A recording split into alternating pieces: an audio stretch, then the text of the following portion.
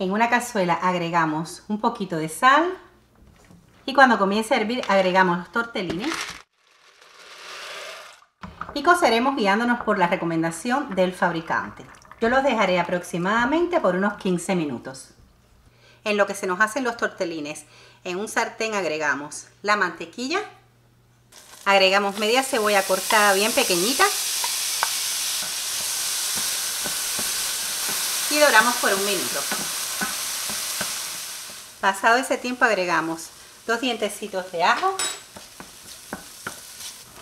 y el jamón cocido, cortado también en trocitos pequeños. Lo doramos por unos minutos. Agregamos una taza de nata y taza y media de leche entera. Ponemos un poquito de sal, un poquito de pimienta y un poquito de nuez moscada. Y coceremos aproximadamente por 2 minutos. Una vez estén listos, agregamos los tortellini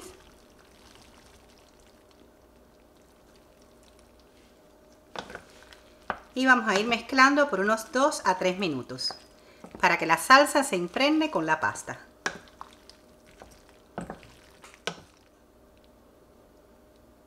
Le voy a poner por encima un poquito de queso mozzarella y mezclamos para que se integre bien.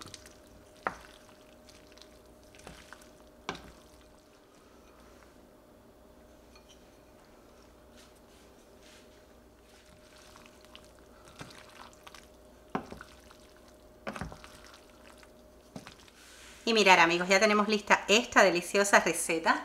Mirar cómo quedan con un sabor riquísimo.